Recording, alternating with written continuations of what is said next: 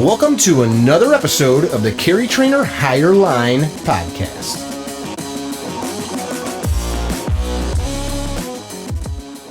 Hey guys, welcome to another episode of the Higher Line podcast. We've got our buddy Jeff Gonzales on here today. And before I begin, I want to tell you guys that this episode of the Higher Line is brought to you by Gunfighter Gun Oil in my favorite radio voice, which is our favorite lubricant for all things that need lube.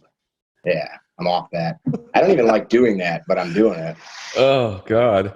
So I was stopping you. You were laughing, and then it went into a coughing fit because you have some SHOT Show crud. You were telling me about your new dog, Brizo. That's right.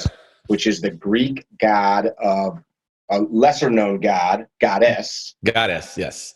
Of seafarers. Yeah, seafarers. So she, and the way that we have managed our dogs, and I didn't start this way with my first dog. This is like you as a kid or you and your wife with your family? Yeah, so adult life. Okay. I really didn't have any dogs while I was in the military. I worked with dogs, but I didn't have a dog because kind of hard to do that as a single guy. But so once we got past our first dog, which was a beautiful Akita, we got our second dog, which was a shepherd, a German shepherd, and we named him Argus. And the reason why we named him Argus was the that god or demigod was responsible for watching Hera's flock. So she was the one, he was supposed to watch all the sacred cows. Unfortunately, some little mischievous god came in there, stole all the cattle, and Hera punished Argus by turning him into a peacock. So if you look at the tail feathers of a peacock, they have a big eye on there, which is kind of tip of the hat to Argus. Eye of Argus. Yeah, exactly. So that was Argus. So we followed the alphabet, A, B, C, etc. So B for Brizo, and she is the goddess of seafarers. So that's kind of how we came to that. So you're kind of into mythology. Do you like? Oh God, yeah. I've always been into that ever since a little kid. What attracted you? I think growing up in our era, it was not unlike us to emulate or personify adventure heroes,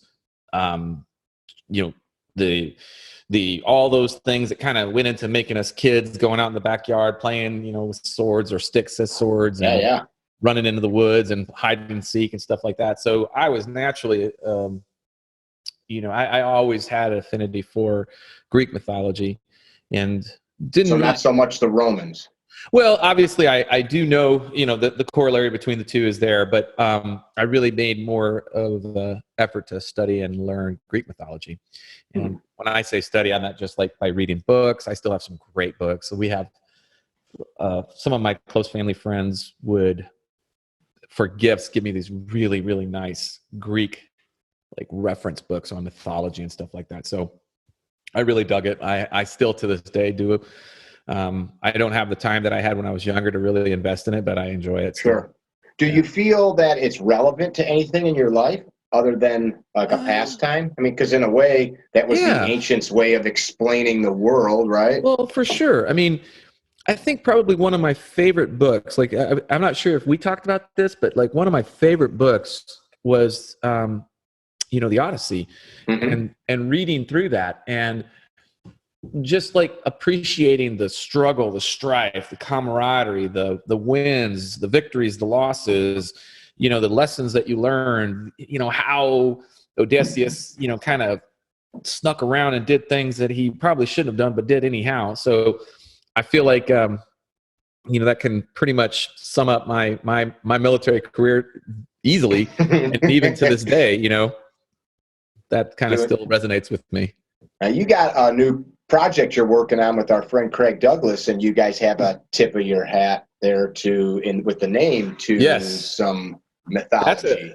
That's the great mighty Hercules. Yes, the 12 labors. Yes. So I'm extremely happy about that. Craig and I appreciate a lot of the things that are going on right now in our world.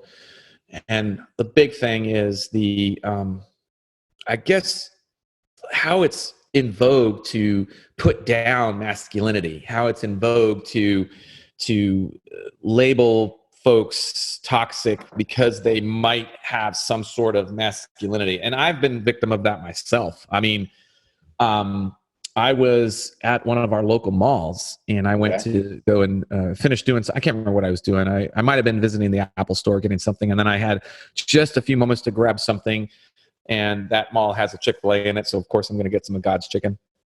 And as I'm in line, behind me were two gentlemen that were clearly gay, probably a couple together, I don't know, but their disdain on their face for me was so, it was so, I mean, legible. Like, were you wearing something? Was there a shirt?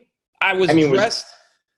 Was there a shirt on that said like conservative gun owner or something? No. I probably just looked. And here's the thing that I tell people: it's like, I'm not going to apologize for who I am or what I am. That's that was what God designed for me. So I have no apologies whatsoever. And if there is some sort of emotional outburst that I generate just because of my presence in your presence, well, that's on you. That's your problem. That's not mine. Yeah. So, so people listening or watching understand, and I've known you personally, you could give two shits about somebody's sexual preference. Precisely. Yeah. Precisely. Yeah, I really don't. Not give two shits like I don't care, but like you wouldn't judge somebody based on that. I don't. But by the same token, I expect that same reciprocity. Right. In return. Right. I enjoy vaginas. Don't be mad at me for doing that. Exactly. I do. It's like, hey man, I don't care. I really don't. And I think it's time that we move past that. But they were, I mean, like seriously, just the disdain on their face was, at first it was troubling to me. Like I thought there was something wrong. Like there's some shit's about to go down. Like, you walk in on a scene in a bank robbery, and there's these two dudes that are like, yeah, right. I felt like at first, seriously, I felt like I was like scoping everything out. Like, okay, what is going sideways on me right now? Like I'm about ready to have to get busy with something. And the more I looked around, the more I realized that it really wasn't anything in the environment. It was me. Did you say something? I did. I asked them, is everything okay, gentlemen? And they were very just short with their answers and curt. And I just kind of, I kept, and we had to wait because, once you put your order in, there's a little area that you have to go to pick up your food. So I have to wait in that same area with them. So I'm like, it's uncomfortable, the tension there. And I was like, dudes, like, again, I just asked them politely, was there something wrong? And they kind of dismissed the question and wouldn't even start a conversation with me. Wouldn't even bother. So I don't know, maybe I cut them off on the road. Maybe I did something in the mall that I didn't know that I did, but I don't recall. And I'm generally a pretty polite guy. I'm not going to go around being a dick to anybody. So I'm floored by that. I was floored by it. But anyhow, getting back to what we were talking about, like, to me, it felt like the reason why these folks had such disdain for me was because I represented something that they were against, which is... How would they know that without you having anything on you? Would they maybe recognize you from... Unlikely. It's possible. I'm not that big of a celebrity figure that I do every now and then. But you're in magazines, you're in... Yeah. But it's the wrong it's the wrong demographic. You know what I'm saying? But is that not wrong of you to assume? Well, what I can tell you so like that day I was dressed fairly nice, like not like Speedos, cowboy tank top. Yeah, right on. No, cowboy casual, what we call here cowboy casual. Sports coat, long sleeve, boots, jeans, the whole works. And so the natural tendency for me is to assume that it's something that I did wrong. Like I did something wrong. But the more I thought about it and the interaction that I had with them led me to believe that it wasn't anything that I was doing other than just who I was. Like I hadn't perpetrated an act against them. It was just the simple fact that I was there.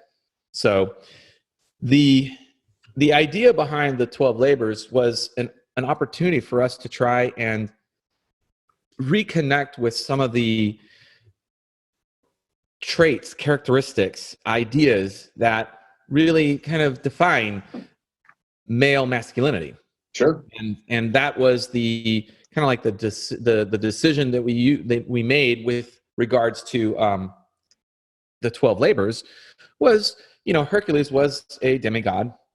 And one of the things that I particularly admired about him was that he didn't have a very easy life. He's regarded as a hero, but if you know anything about his life, he had a very rough life. And the 12 labors are an example of that. So the point behind using that as our kind of like vehicle is that, not that anybody else doesn't have struggle in their life, but, we wanted to in a sense, be comfortable with the fact that life is struggle and it is part of who you are, and to encourage you to embrace that struggle like how Hercules did. So each of those 12 labors is a great story in and of itself if you haven't had a chance to do that.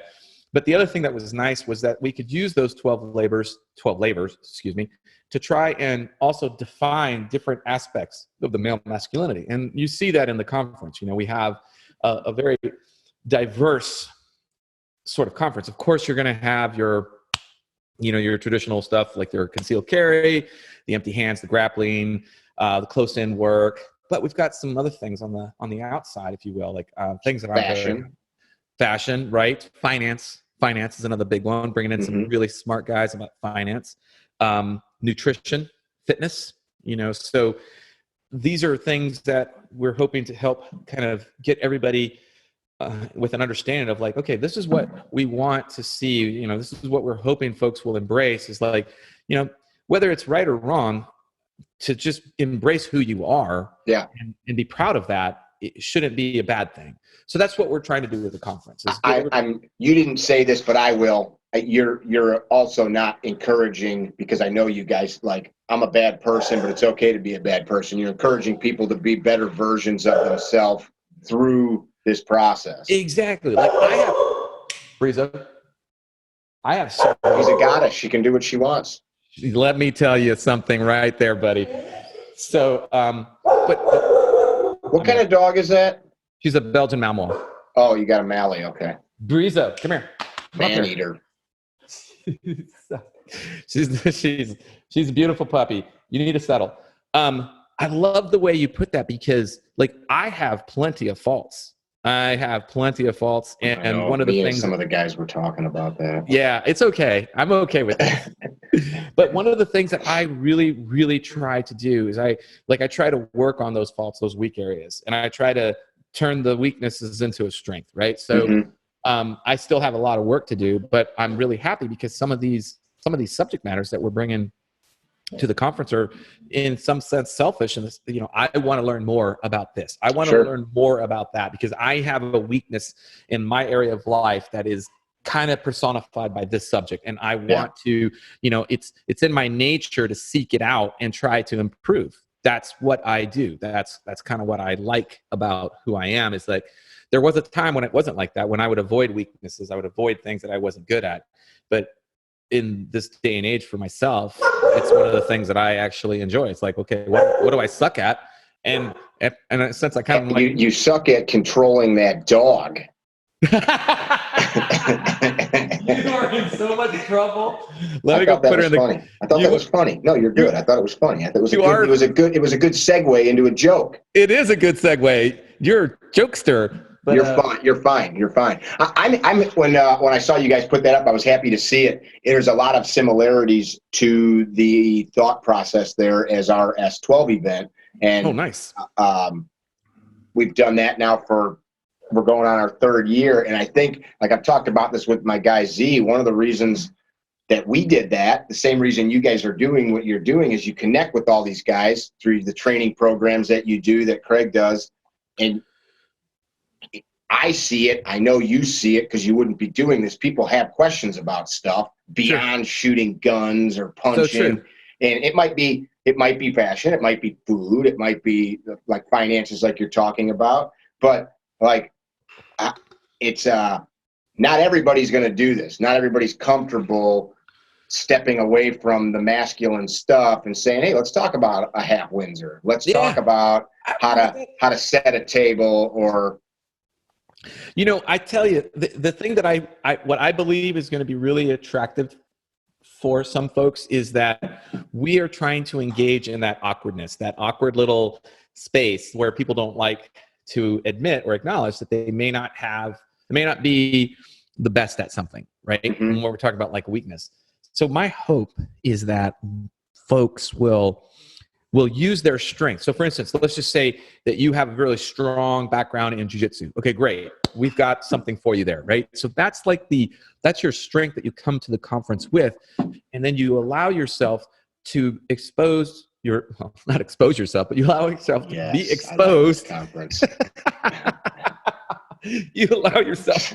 I got a name tag that's this big. It just says, "Hi, I'm Mickey." I love it. No pants on. That would be a fantastic. But you basically allow yourself to be exposed to various ideas that you might not have come to that conference for. Like if it was just a conference on finance, you probably would have been like, I ain't going. Yeah. Because we can bring in people because of their strengths or their knowledge base is high in this, we can then help folks kind of segue, to use your term, into some new subject matter that maybe they really didn't think they had that much interest or need, or maybe they thought they were better off than they actually are.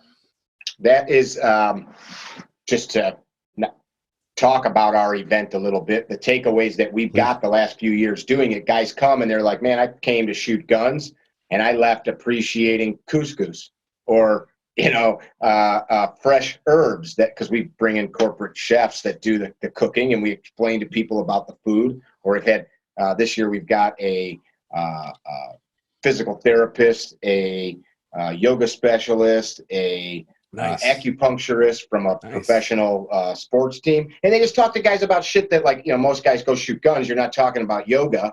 I always do. It's part of our class. But dudes, like, until they're exposed to the concept, like finances.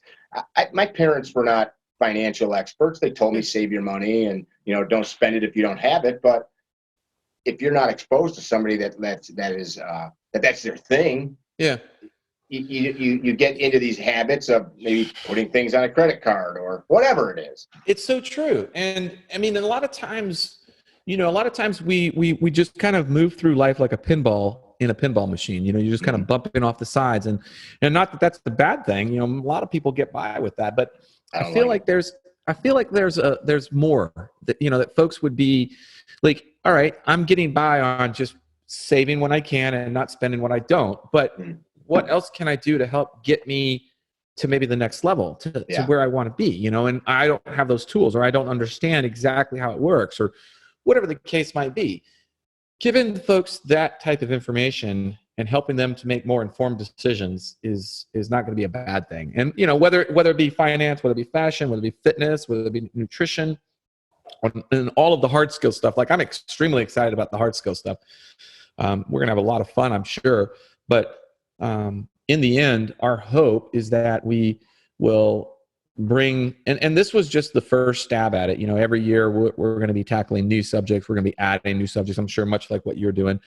And the intention is to continue to expand that comfort level, as far as, like, it's okay to kind of be who we are, the clawless bears, if you will, and just go through life that way.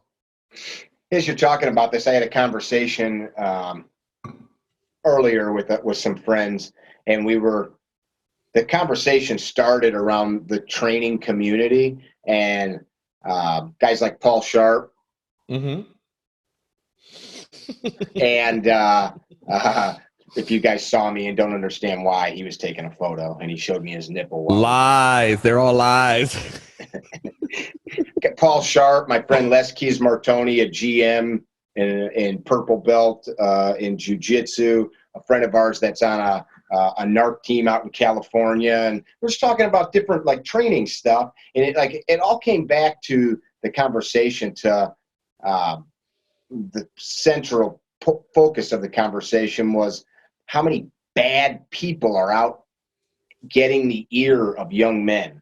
Oh, yeah. And, like, not just bad because they're teaching bad stuff, but they're not good people. Like, I keep hearing about, this has come up a lot, dudes that maybe had, like, cool backgrounds like yours that are not honorable and, like, don't pay ranges, the fees they owe them, or have told lies to get jobs, or, you know, just stupid shit. And then these young dudes look and they're like, oh, that's Jeff Gonzales. He's like a total badass, and he's got his awesome curly Superman hair thing and a great I sense took of my style. hat off for you. I know. I love it. I love your hair.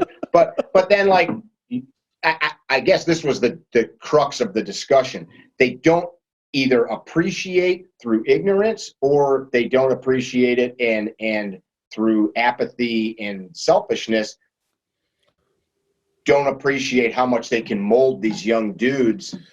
And it's just either through greed or apathy or ignorance that they're not doing what they can. Not that everybody, there's nothing wrong with teaching guys how to fight, shoot a gun, etc., and that is it. And you don't need to talk about anything more lofty or anything like that. But there's dudes that are teaching and passing on dishonorable bullshit. Well, I think, first of all, I agree with you. And I think that we'll probably always see that. I mean, unfortunately, it's the nature of humans. It is between human nature, like you mentioned, and access. You know, like one of the things that I just got probably the project that I'm most excited about this year, because it's going to be a project. You know, the conference isn't until December, so we got to wait all the way until December. But one of the things that I'm really excited about for this year was we partnered with Brownells. And now we're doing a video series. And the video series was something that we started last year. And last year, Brownells and I sat down and we started talking. And, you know, their big thing was like, hey, you know, we really want to try to provide information that is coming from a really credible source without, because the problem that we're seeing is that there's so many things out there. And we're having a hard, like consumers having a hard time filtering through all of it to try to find what is what is in their best interest. And I was thrilled that they came to me for that. And I mean, it was like, again, it was a bunch of this going back and forth, but it really resonated with me that I hadn't really started to, I'm so busy doing my thing that I don't really take a look at what's going on around me. And seeing normal. You can't. Yeah, exactly. So after that, I really started to pay attention. And yeah, not only that, but a lot of scary stuff. Like, I don't know if you've been paying attention, but I've been really pushing hard safety, because there's just been so much unsafe shit going on. And you know this as well as I. If we don't police our own community, we're going to see it forced down our throats. That was kind of how I got a following, was my take on safety. I started as a hunter safety instructor with children, you know, as a dude in his 20s, and grew up on a farm hunting and doing dangerous things that would hurt you, carpentry and things like that. And so I always had like a mind for that. My brother's a tower climber, teaches high tower rescue. And like the simple systems of redundancy that you work into, you know, kick your tires, check the frickin', is the propeller tight before you take off. Like we thread it on with a hand, right? Yeah, right. But we've got this like I'm going to change course, but come back to it. Everything is like cyclical, right? Bell bottoms come back in style. You know, the mustache is fucking in style again. Like, you know, Tom Selleck mustache is it's like at SHOT Show. How many dudes with a big fat stash did you see? But 5 years ago, it would have been like, what the hell is wrong with that guy? Right? But now it's totally cool. Yeah, you're right. Cyclical is a key. But like a perfect example, 10 years ago, 15 years ago, every friend of mine that was a cop carried a 1911, a Colt or a Springfield. And if they were like on a team, they had a Springfield TRP or like one of the nice Colt 10 millimeters. If they were like a total badass. Then everybody went to Glocks because they figured out 9mm was awesome. Yeah, and then we took the Glocks and we chopped them until they were Swiss cheese, right? Whichever company could cut a slide to more smithereens but still have it kind of hold together, that was the coolest Glock. Yeah. Right? And now all of a sudden every cool guy is back to shooting double stacks. Yeah. Or single stacks rather, in double stack 2011s. And then somebody commented on a video of mine the other day where I was dry firing my Beretta, and they're like, what kind of mechanism did you put in there to make it do that? They don't even know what a double action pistol is, like, because it's just like not the thing. So the point is, to your point, like it like everything comes full circle, but the guy's like the very basic stuff of like how to use this tool for what it's for and not shoot myself or anybody else. So it's kind of important. Well, I'll tell you, man, there's a couple things that really, this past year, 2019, was really a tough year to some extent for me. I lost a lot of teammates, a lot of friends, and then I lost a couple of students. And one of them in particular was an accident, and he unfortunately was injured, and it proved to be fatal. Was it a firearm related injury? Yeah, it was a firearm related injury. So, some of the things that I really started to take a step back at is like, okay, as an industry leader, what is my role? My role is, yes, to try to help people. From our perspective here in Austin, what we're seeing a lot of is we're seeing a tremendous amount of new shooters coming into the market. Yeah. New first-time gun owners. Same everywhere, man. Right, exactly. So, like, one of the most important things that we do is we set them on the right path, not necessarily from like the tactical point of view. Like, honestly, that's something that will get there. You got to just be patient for that. But really in making sure that they understand safety, etiquette, protocol, and they are embedded, that information is embedded in them so that they can learn at a level that allows them to progress comfortably for themselves. Yeah. So it has become something that's really, really important to me. And we've been changing a lot of the way that we do things. And most of that is really coming through in a lot of the blogs that I'm doing, just like, like observations that we see. I'll be honest with you, this was really scary.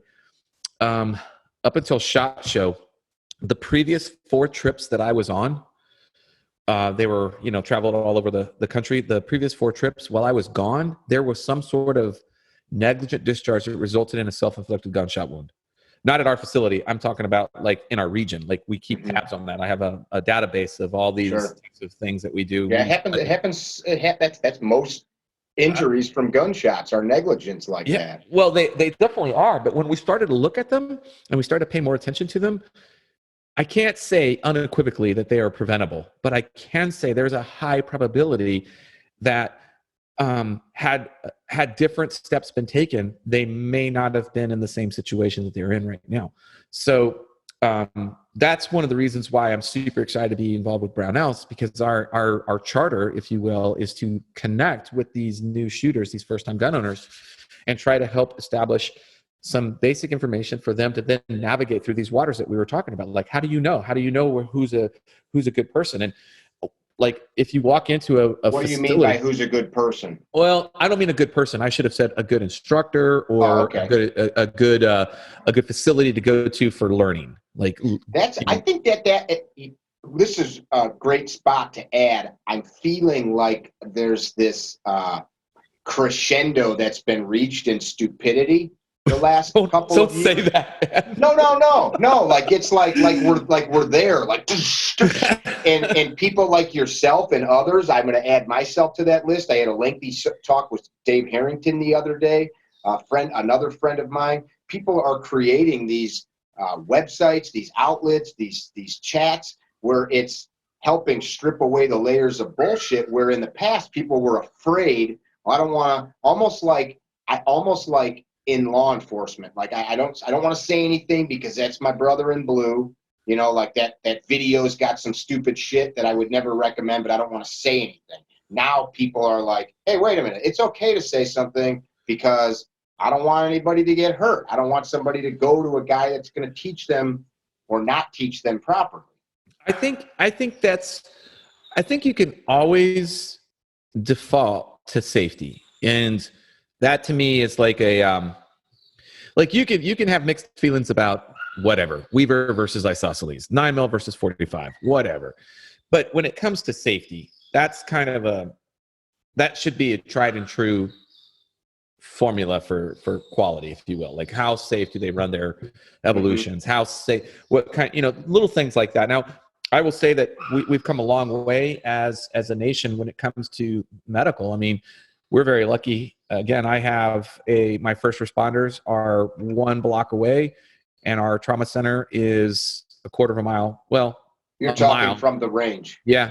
Yeah. Yeah. Our trauma center is damn close to where we are right now. So I'm lucky in that sense that we have that to work with, but not everybody does. So a lot of times when we go to some of these austere locations, I'm very sensitive to like the negative outcome, what could possibly happen, and how that's going to impact, like the survivability of a student, like depending on the type of injury.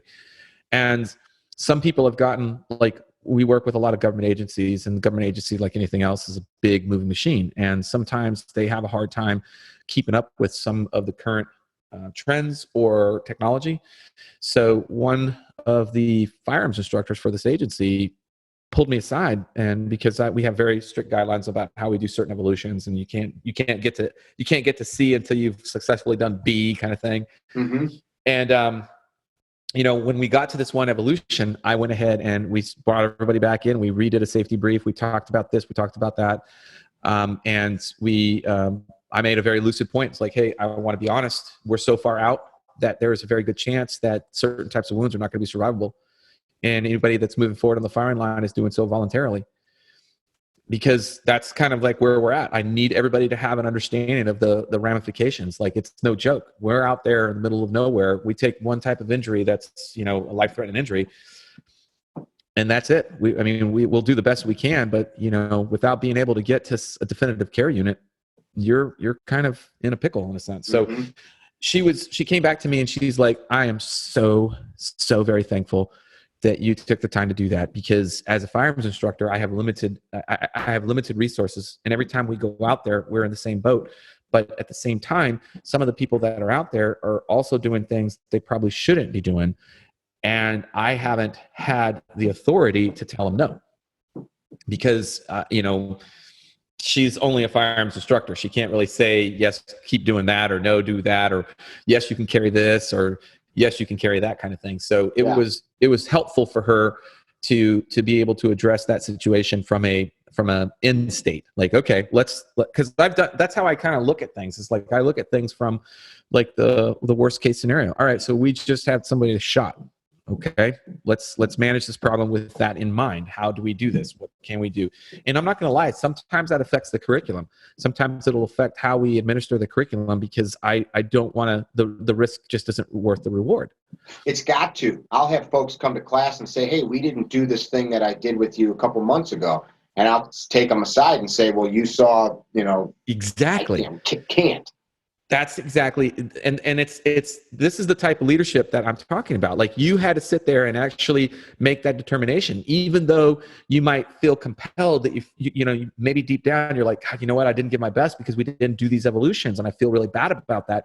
But then the other side of the coin is like, well, you know what, I am the caretaker of safety. It is on me to make sure that everything is done in a safe possible manner that we can as a group, right? Not as, and here's the thing, you got to work with the lowest common denominator. And I hate the LCD model. I do not like the LCD model, but when it comes to safety, you don't have a choice. Yeah. You know what I started doing this past year and a half or so? Some people snicker at me. We have a little safety brief. I don't go deep into like the weeds on it, but we talk about safety, and I have everybody get in a circle. And, just real quick, my name's Mickey, my name's Jeff, my name's Bezos, my name's Charlie. And we're all facing each other, and I say, repeat after me. I, Mickey, I, Jeff, promise to send you home in the same condition that you came in, not because I don't want to hurt you, because I care about you being here, and I know you have a family and loved ones, and I appreciate that you are out here training with me, and I love you as a fellow American that's trying to do the right thing and get skilled. So I'm not going to do anything or push myself past my headlights or my limits. And if I do, I'm going to let you call me on it. And and everybody kind of chuckles a little bit, but I at them. I say, shut the like I'm telling you, like, it's serious shit. I think that's great, first of all. And I commend you for that. That's a fantastic. Oh, I have the same coffee mug. It's a good one. I don't know. I think it's Starbucks maybe. Yeah, I think so too. Yeah. But first of all, I commend you for that, because that's an unpopular thing. And nobody likes to be told that they can't do something, or nobody likes to be told that nobody likes to be told they shouldn't do something. Like, you shouldn't do this drill. That's why I always have people volunteer to go forward on any of these evolutions that I believe is risky. Because at that point they've made we've sat down, we've collected our thoughts, we've thought about the outcome, we've made an agreement that if you're moving forward, it's because you understand the risk and you're willing to take those risks on. And much the same as your pledge in the beginning of your classes, I feel like that is the type of conversations that we need to have more of. Not because we are trying to be melodramatic. Some people will say that, oh, you're just being melodramatic. No, we're not, because the last thing that you want on your conscience is an injured student, or God forbid, a fatality on your firearm. Yeah, nobody wants horrible. that. Nobody Horrible. wants that. I think it's easy, like the cheap seats that people talk from a lot of times. It's easy to see that kind of mentality from people. Like I've had a few students, disappointing to some extent in some of them, that were critical of some of our safety measures that we took. And I'm like, all right, well, remind me again of what because they wanted it to be more like loose and badass, or I think just because they were disappointed they didn't get to do some things, or they were hoping to do this, or they wanted to do that, or I'm not entirely sure. But my response to them is like, okay, well, remind me again of what your profession is. Oh, right, you're not a firearms instructor. You don't do that for a living. So thanks for coming. It's like I don't have time for somebody that doesn't have an appreciation for what's at stake. It's one thing to be on the student side, but it's another thing to be on the instructor side when you understand the responsibilities and you take them seriously. I read something recently that Todd Green wrote when he was alive, and it's written years ago. Somebody had sent me a thread from his old blog, and I was like, I haven't read some of this shit in a decade. So I just started scrolling through the chats on pistol training forum, and as I'm reading, I've come upon an article where he talks about being a young dude, having gone to classes, and he knew stuff, and he thought, I'm going to go teach this. And so he then took like Jeff Gonzales's XYZ badass drill, and he's teaching it to students. And much time had elapsed, and he matured and grew and looked back and realized, good God, I had no idea the great danger. And it was very big of him to write that and talk about it, because he was admitting that he put tons of people at risk as a teacher, knowing how to demonstrate the drill, knowing how to recreate it, but not really understanding how to keep it a safe environment. And we throw the word context around so much, but like he could put it back together on the range. But I've done stuff with guys that like you, I'd be like, yeah, whatever, man, you got the line, I trust you. But then there's other guys, I'm like, looking around like, yeah, I'm cool. I'll step back and watch. I'm good. So one of the things that I'm very, very proud about is, and first of all, you're right.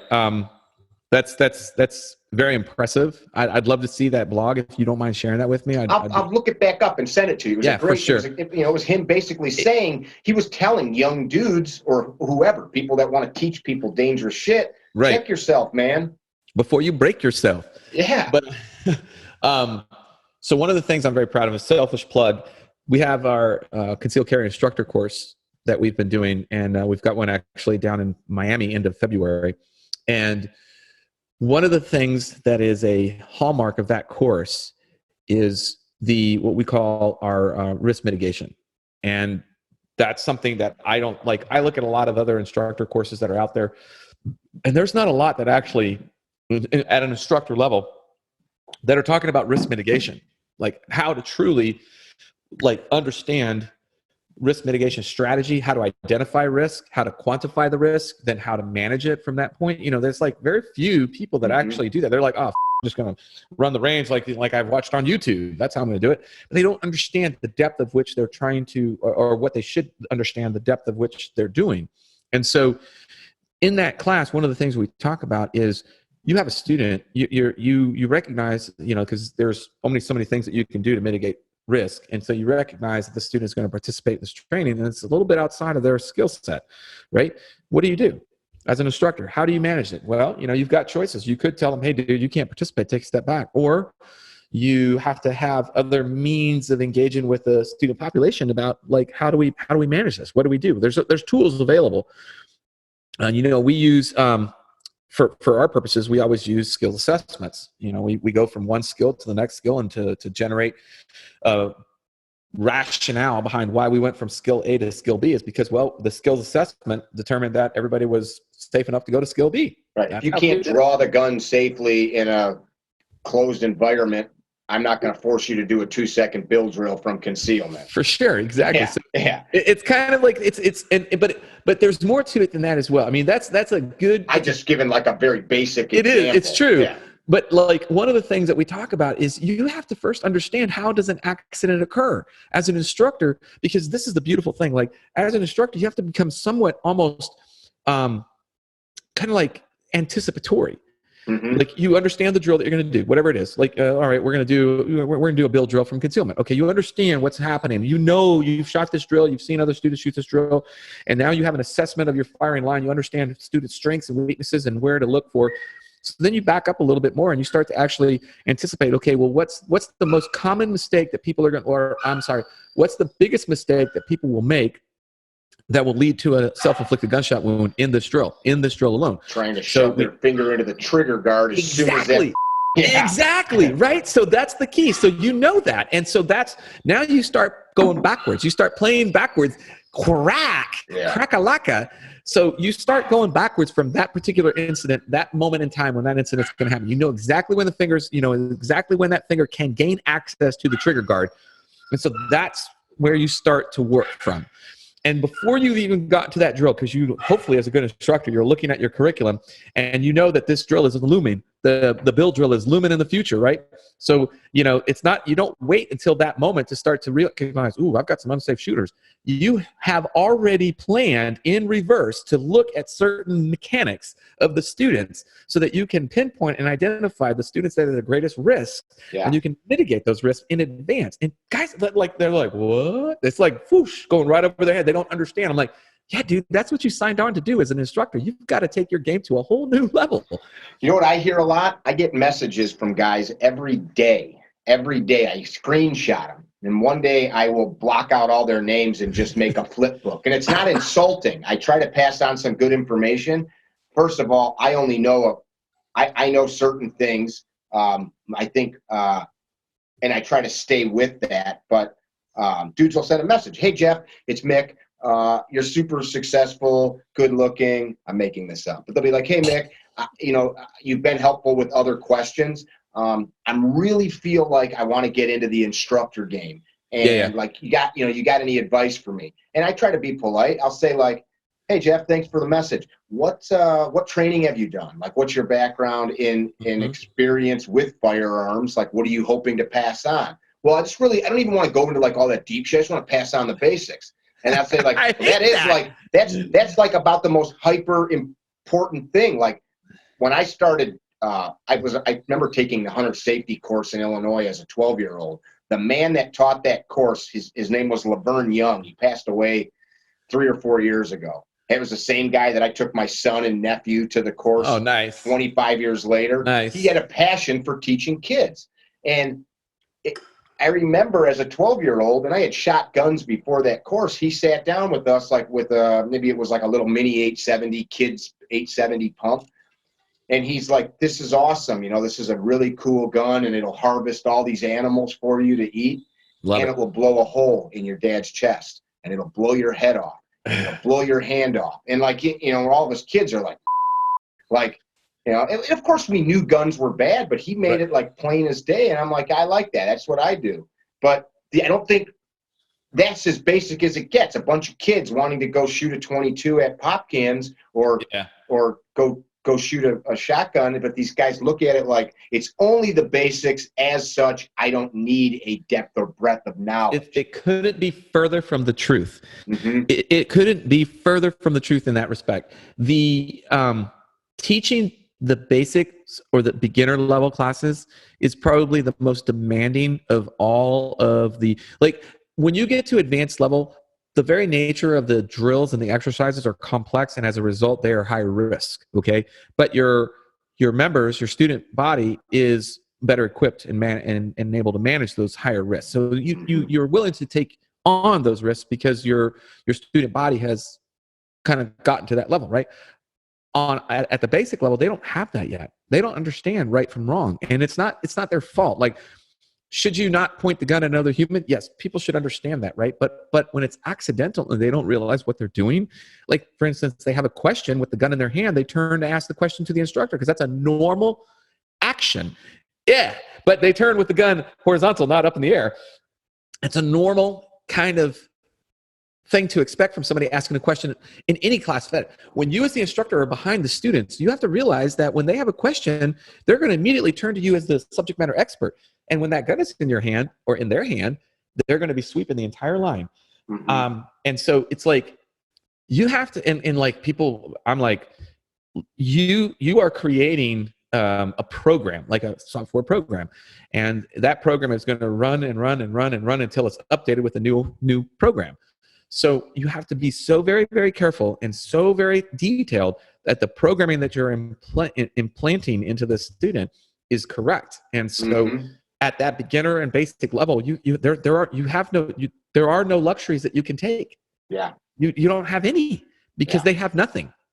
So I've run into people that have said to me in class, I told my instructor at the range I was coming here, and he was upset. Yeah. Well, why? Yeah, like, well, why? Because I'm like stepping on his toes. Well, no, they just said you're going to tell me stuff that will disagree with them. I said, well, when that comes up, remind me in private so that we can, like, hash it out. Like, if I say something, and sometimes they will, and I'll be like, hey, man, I would stop giving that guy money. It's not me being a dick, but, like, that thing is not my opinion. It's the right thing. It's not like just my take. It's the take because somebody told me that knew more than me. Like it's not Weaver versus isosceles there. That's like a legitimate issue. Right. Like I'll have guys tell me, like, well, I've got a friend that's a Green Beret, and he says it's okay to flag people because in the shit, guys flag each other. Like, you can't even comprehend where that guy's head's at for you to say, like shut up. I had it was interesting because I've been very craftily, like, documenting some interesting comments that I've been seeing online lately. And the other day I saw a post and I had to make a comment about it. It was a comment in favor of it, though. It was a good comment. It was like something about white lights and how important white lights are, and target identification using a handheld light versus a weapon mounted light is very important for positive target ID. Yes, exactly, very important for positive target ID, because we do not want to we do not want to cover an unknown threat with our firearm if we're not willing to utilize deadly force, or if deadly force justification has been met. And I'm like, so what you're saying, what I'm hearing you saying, is that it's not okay to cover people with guns that we don't want to shoot. He's like, yeah, that's pretty much what I'm saying. I'm like, okay, good. Because I just wanted to, like, document that, because there's so much other things that are out there that are on the, I'm like, oh my God. Because it's like a little bit, it's like, we're just going to move a little bit. Well, it's okay in this condition, right? It's okay to cover somebody in this condition because it's a special circumstance. I'm like, no, it's really not. They either have met the deadly force justification, or they haven't. And if you can't justify it, then what you've done is you just violated their rights. So just acknowledge that. It's like if I'm teaching my daughter how to drive a car, I could show her how to drive the car and teach her how to do donuts and fishtails, or I could teach her how to drive the car, and one day when she's ready, I could teach her how to do donuts and fishtails. And there's a lot of people that just got car keys and they want to do donuts and fishtails and talk about brake torques and cool shit that you can do with the car, but, like, you don't even have a depth of understanding to really even dig into those topics. I think that's like, I thought and I think I might have even said this on your podcast before, that I thought, when I was back when I first kicked off Tricon, the the primary kind of client base, if you will, was the special operations side of the house for both law enforcement and military. And I took a lot of liberties in that sense, because these are guys that I'm aware of their capabilities. I've seen their capabilities. I've worked with them in some cases. So I had a little bit of a kind of like a false sense of security about what the real industry was like, because I'm really only up here working with these guys at the very tip of the spear. When I started working at the basic to beginner level, I really had to take a step back and do a lot of soul searching for myself. Number one, do I really want to get involved in this? Or am I too comfortable in my own ways of dealing with these other guys at the other end of the spectrum? And then the second part of that was like, am I willing to invest the time that it's going to take to work with these people? Because it's going to take more time than what I'm used to working with these guys at the special operations side, or the higher end of the skill sets. And in the end, I decided that it was worth it for me to spend my time working at this level, because it's not just because it's the largest growing demographic, but because the way that I see it, the more informed and educated somebody is that's handling guns, the less likely they are to be the victim of an accident, whether it be because of their actions or because of somebody else's actions that they were around. So I think when it's making you a better instructor too. Well, that was what I was going to tell you. In the end, I think I sat down and I hadn't really reviewed any of my instructor manuals or any of my kind of like higher order.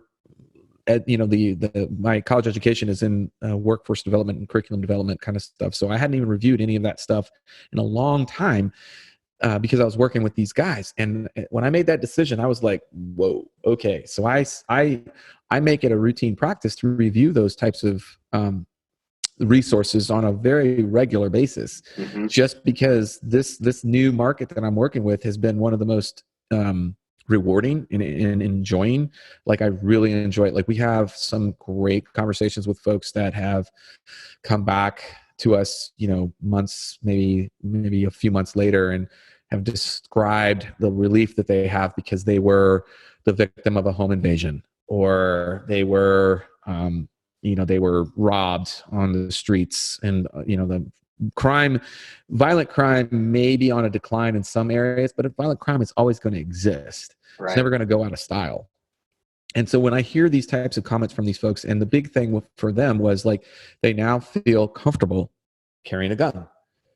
And, I really have been enjoying this new, and like you said, it is a lot more challenging. And that's one of the things that I try to encourage more of like our peers to get involved in, which is get involved with these basic and beginner students, because they need the experience that our kind of group has. We need to be able to connect with these guys. We can't let it necessarily be passed down to a maybe up and coming instructor, but somebody that's still kind of lacking in that experience level to really connect with these guys. I think that's why things like your event, my event, it's mentorship is really what it is. It's paid mentorship, which I don't have a problem saying that. It's not like, no, I won't mentor you unless you pay me. I just can't rent a hotel and exactly feed you for free. There's a cost to it. The cost might be, you're right. The mentorship is the key, but without the accessories that go along with it, it's kind of hard to make it happen on a grand scale. And that's the key. We're not trying to mentor per se one-on-one. We're trying to be force multipliers here by mentoring to a larger audience, because you and I don't have as much time on this planet as we might want. And so as a result, we have to impact as many people as we can in the short time that we have the opportunity.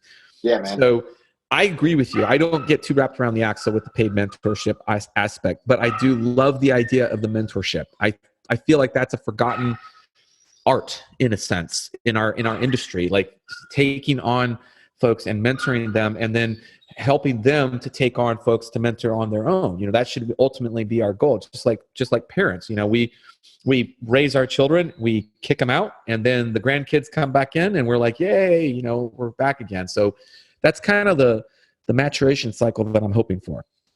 I see it happening, man. I talked years ago at a political event. The climate of our community up here was really bad, politically speaking, and I had brought a friend up. He was a major with the unit, had just got out, and he gave a speech to this political party. Nothing related to the military, so anybody listening, don't think that he was, you know, doing political stuff while in the Army.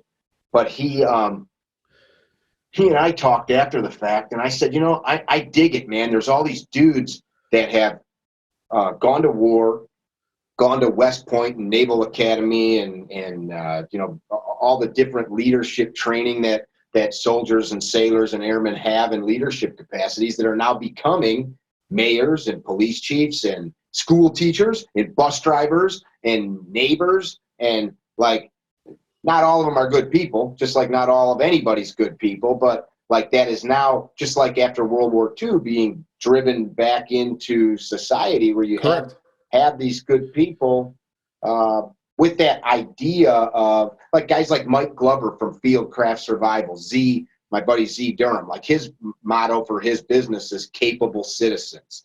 And he's like, he is forming like a tribe in his community of Greater Nashville of capable citizens that love each other, help each other, you know, appreciate each other, what you're doing, what Craig's doing. And it used to be like not sexy. You know, yeah. I want to sell ammo. I want to sell gun parts. I want to talk about this shit. Yeah, it's true. I mean, we've changed quite a bit in our both in our industry and in our culture and our society. But I feel like this is the right direction that we're going now. And I feel like, you know, we've kind of found ourselves in some troubled waters. And I think these are the types of activities that are going to help us to kind of navigate through them. I like activities. Yeah.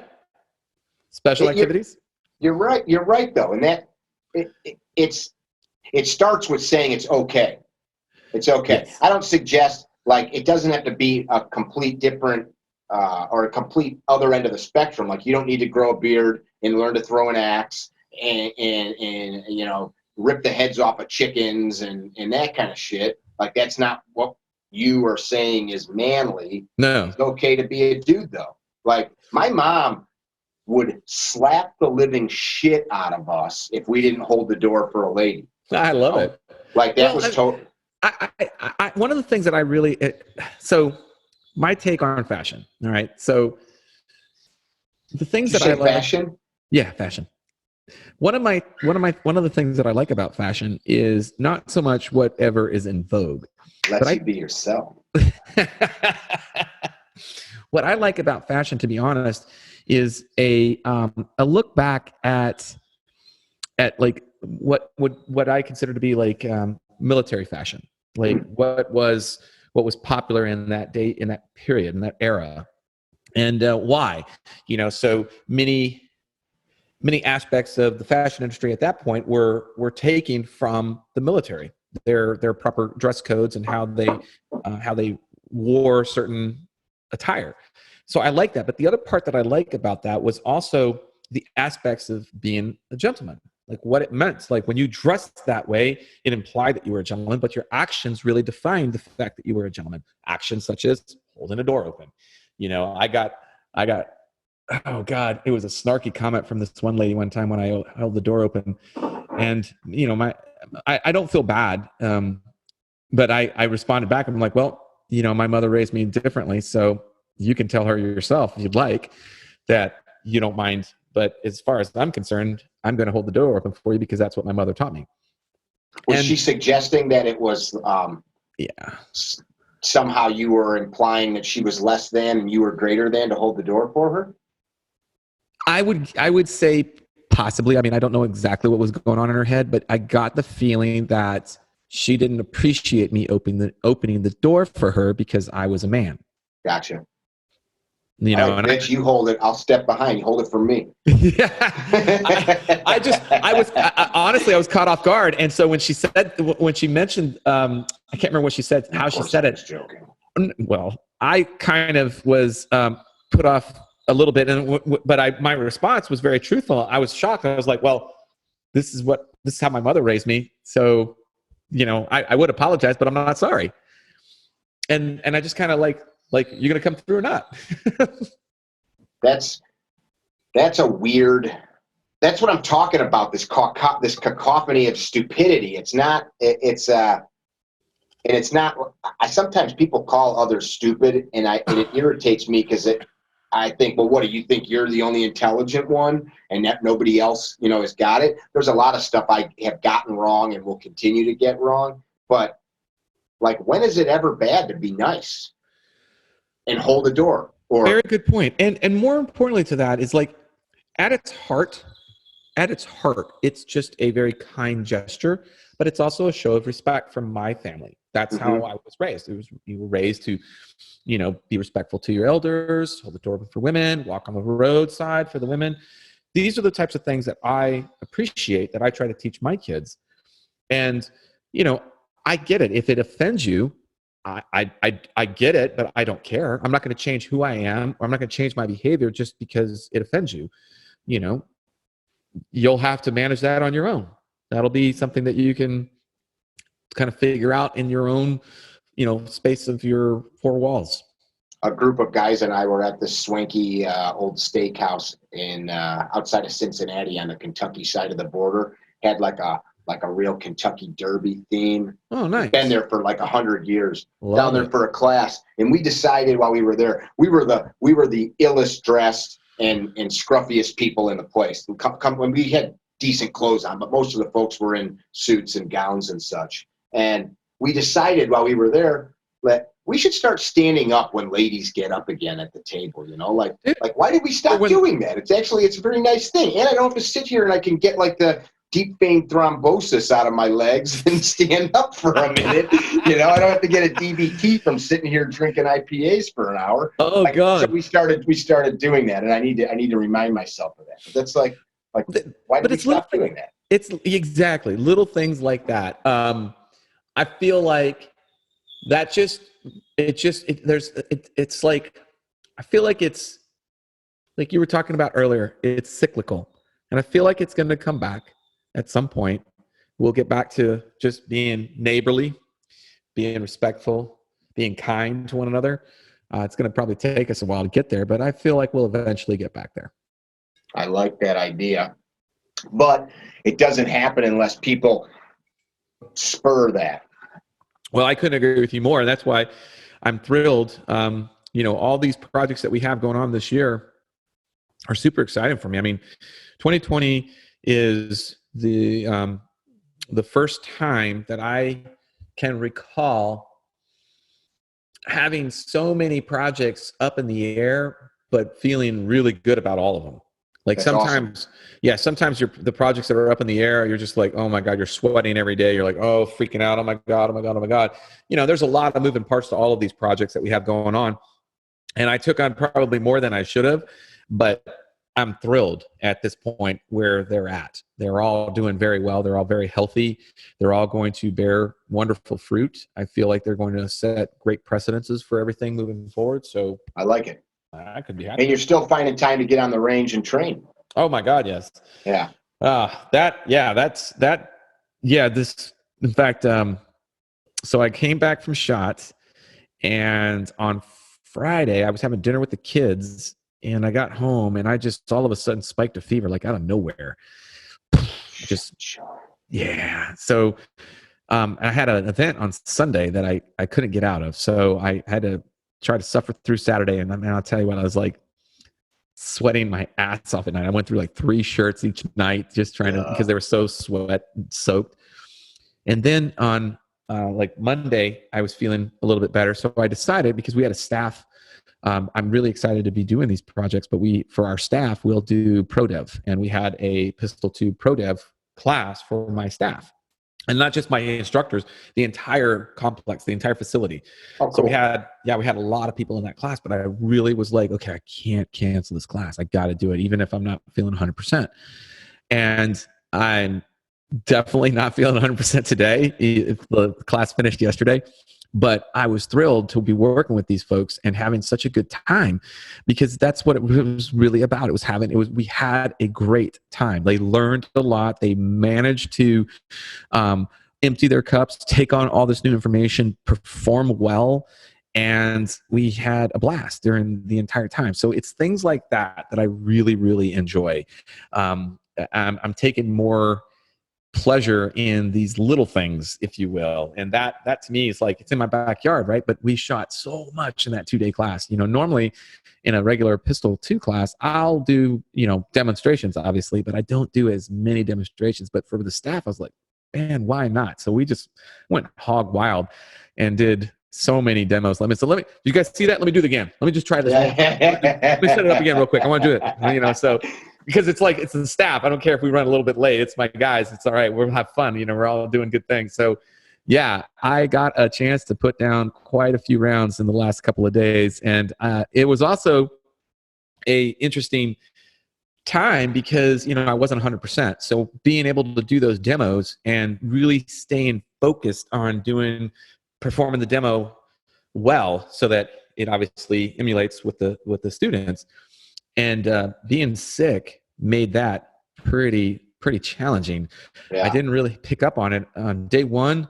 I was a little sloppy, and I just kind of wrote it off as like, oh, whatever. But day 2 is when I realized, oh, hey, dumbass, you are sick still.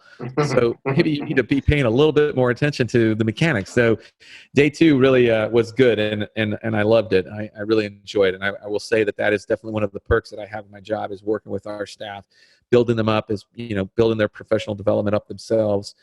We have a nice pipeline to getting guys up to an instructor level.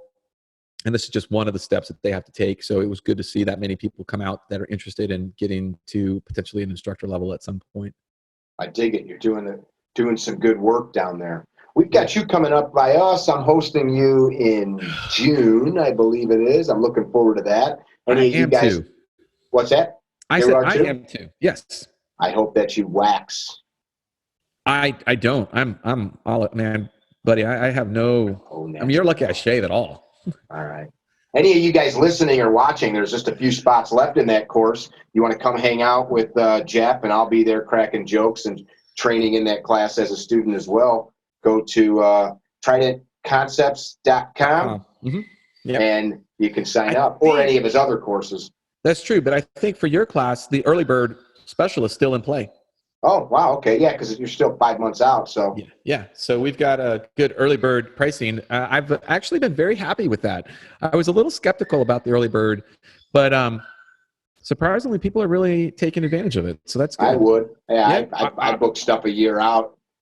I kind of think this. I thought the same thing. I was like, all right, well, we'll see. So put it on the calendar, save some bucks, and then show up. You could almost, if you did the registration right now, you'd probably be able to get half your ammo with the money you saved. Oh, that's awesome. And I know. This is a state-of-the-art indoor range, so no weather conditions will affect it. So other than nice. Fans, it's nice being in a climate. It's so funny. I saw this is. Sometimes I just have to not say things on the internet because I know it's just going to piss people off. So I saw a post. And it was I got tagged in the post, and somebody was asking about training here in the Central Texas area, and they tagged me, and I saw some of the comments. I went in there and made a comment. Yeah, sure. If the family's interested, have them contact me. I'll be happy to work with them and get them set up in the right, fill their needs with whatever the courses offerings that we have. And somebody had mentioned that there was this other place that they would go to as an outdoor facility, and that they would recommend going to an outdoor facility, especially as a new shooter. And I was like, as a new shooter, why would you send somebody to an outdoor? Well, like if you had the choice between an outdoor and indoor, I'm like, okay, well, if it's spring and fall and here in Texas, maybe it's not a bad idea. But the summertime, as a new shooter, would I want to go to an outdoor range?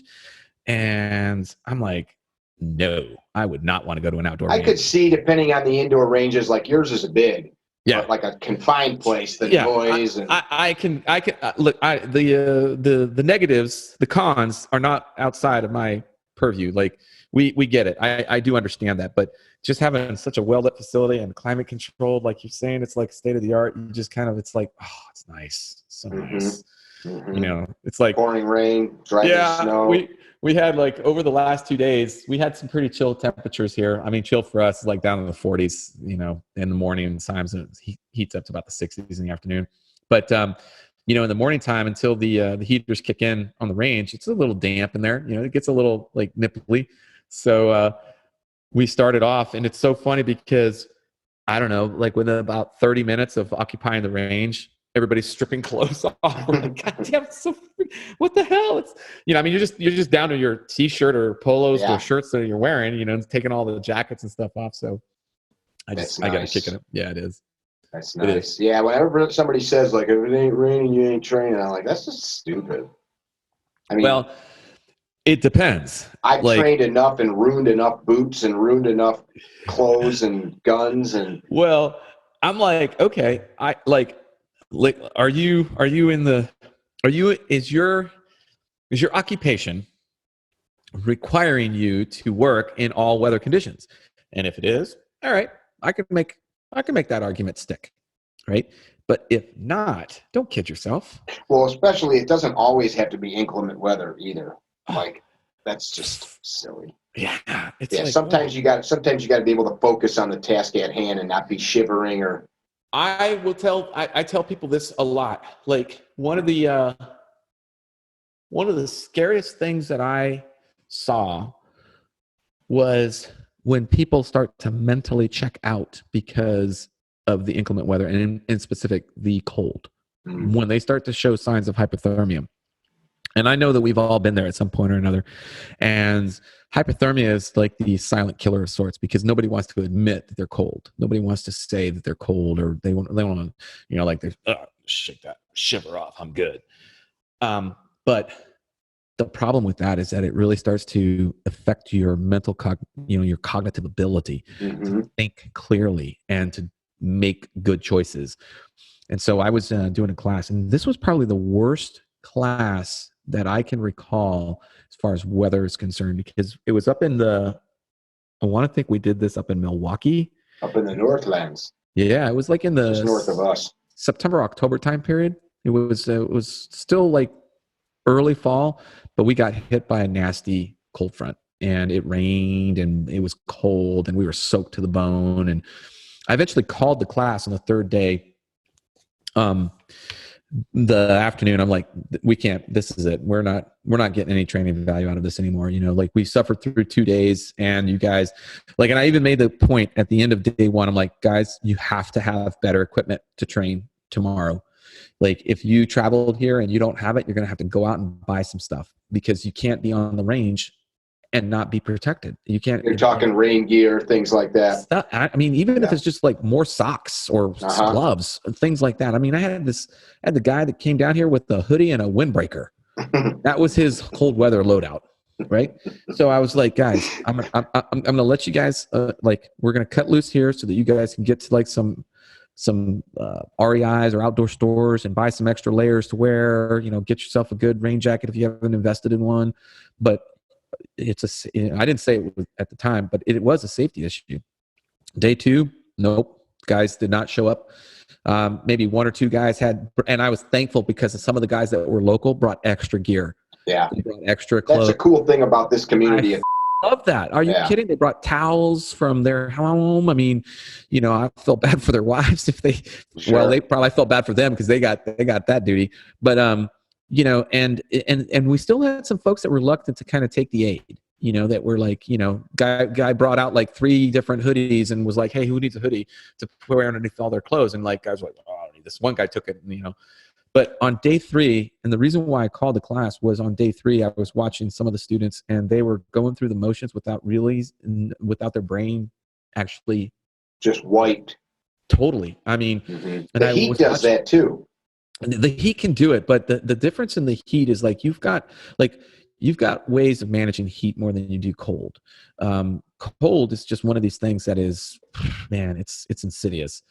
When I watched this one guy who was hypothermic and he was clearly showing signs, and I asked him, I was like, sir, why don't you, he was an older gentleman, so I approached him with a little bit of candor in that sense. And I was like, sir, do you mind taking a break here on this next evolution? And would you just go and hang out in your vehicle, just turn on the heat, just sit in that heated car for about 30 minutes, warm up a little bit? Because it's probably like 10:30, 11 o'clock in the morning. We still had about another hour. So I'm figuring if I can get him warmed up, get him to lunch, we can finish the day pretty well. He refused. He was like, I'm good. I'm fine. Oh, I live in this weather. Yeah. Well, how come you're so ill prepared then? But he refused to do that. And so when we got back to the firing line, I'm watching him just make one safety amendment violation after another. Mm-hmm. And I had to finally, like, at that point, that's when I decided to call it. And it wasn't just because of him, but it really was like if this guy's this bad, some of the other guys are too, and they're not close. showing it. Yeah. Exactly. So it's like one of the few classes that I've ever had to actually secure before the actual end of the day. I've been hypothermic legit a few times in my life. Once in the mountains of Colorado, like above 12,000 feet, a snowstorm came in, and we were in our early 20s. And I'm normally pretty good about that.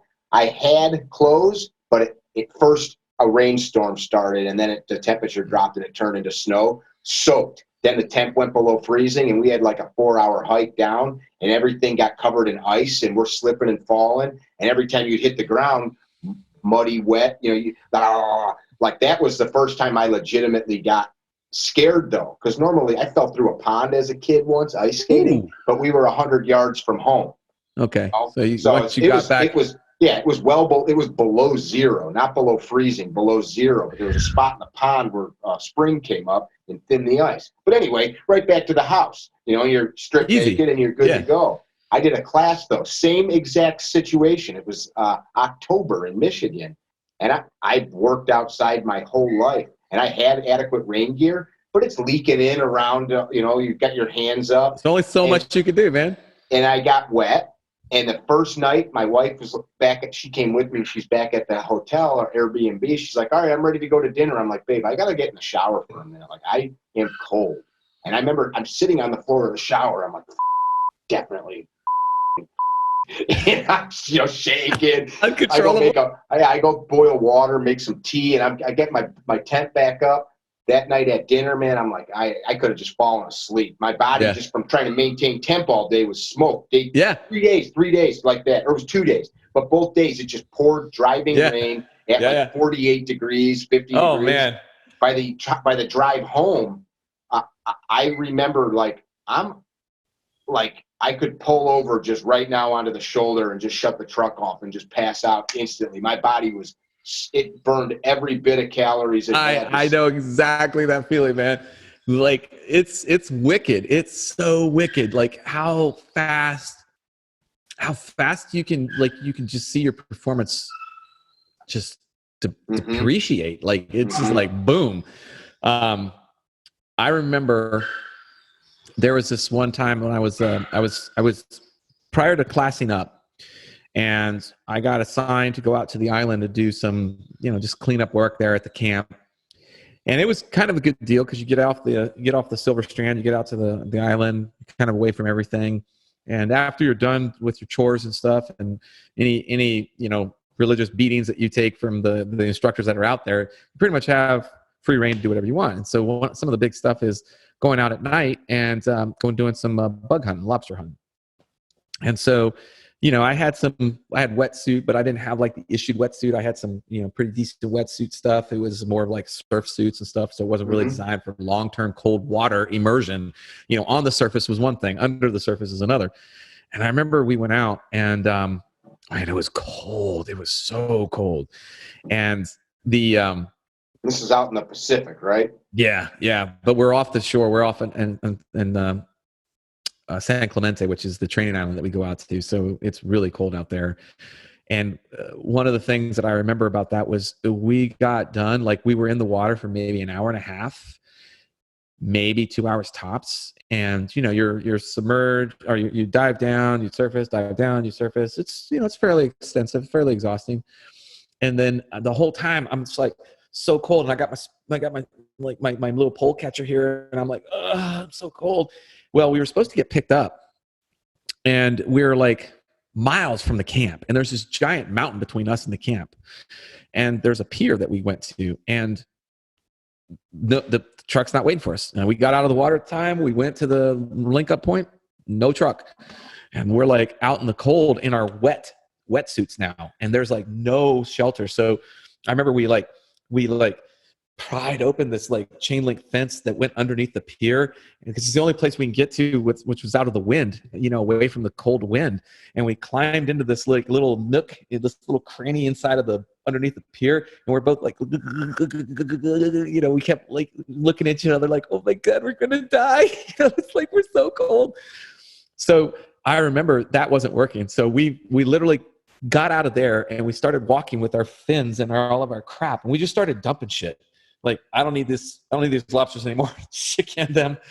And then we found a dumpster, like no shit, a trash dumpster. And we opened it up and it was filled with trash, but it had like the ability to close because the wind was still getting into us, even though we were underneath that pier. What was the air temp? Oh, fuck. I don't know. It was cold, man. This is like 30 years ago. Okay. But So, I mean, it wasn't like 70 degrees. No. It was wintertime. It was wintertime. So, which, in Southern California, it's not that bad. So but it could have been 50s, but windy and you're wet. Oh, yeah. So, and I remember we climbed into this dumpster and we closed the lid on the dumpster. And now we're in this dark dumpster, like just freezing our asses off. And finally, the truck comes like an hour and a half late. And the guy was like, oh, dude, I'm sorry. I forgot you guys were out here. And I've been driving around trying to find you. But we finally poked our head out and saw that there was one of the trucks from the camp. We got out and we're trying to scamper over to him. We literally got inside, and I remember I couldn't even straighten my legs.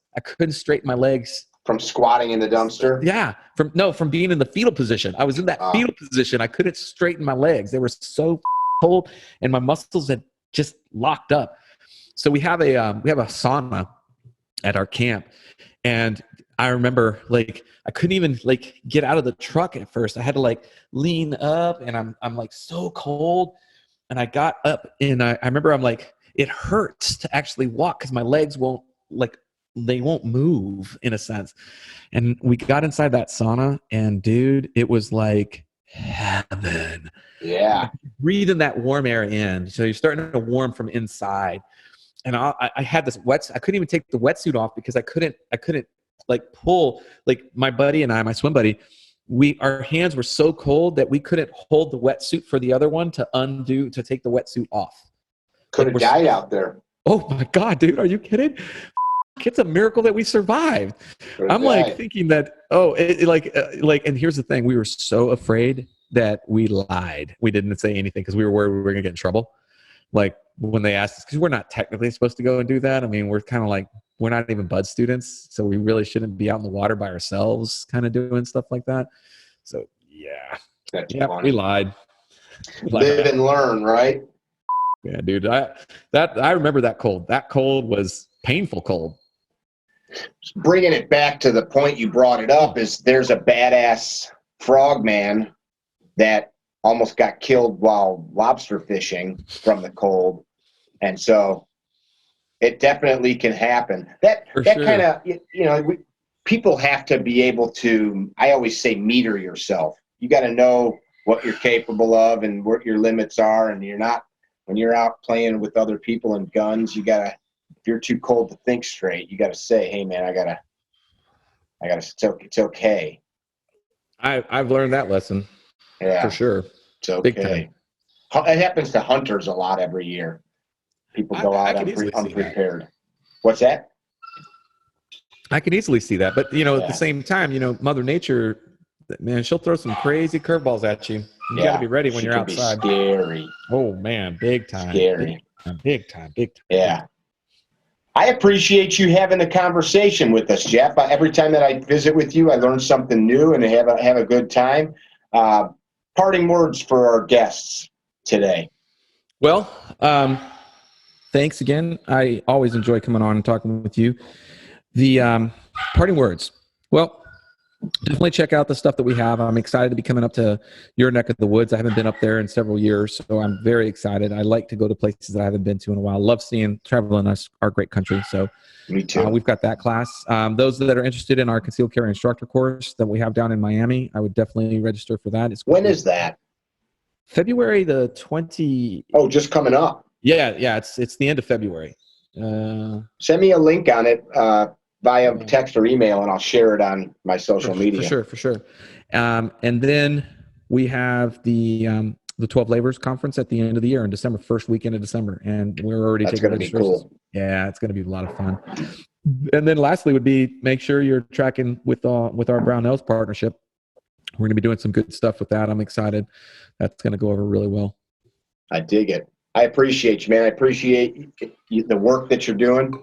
You guys that have tuned in, go follow him on social media. On Instagram, your Instagram handle is JL_Gonzales. And if you're seeing this, I'll probably have tagged him if you're seeing this on YouTube, but share it. Share this stuff. You know, we take our time to do this. Nobody's paying us to have these conversations. I know it's a lot of fun, but we do share this stuff with you guys and ask folks like Jeff to do it so that we can pass on the stuff that he learned in his 132 years of living. He's a vampire, by the way. Nobody knows that. He's very old. That's how he got so wise.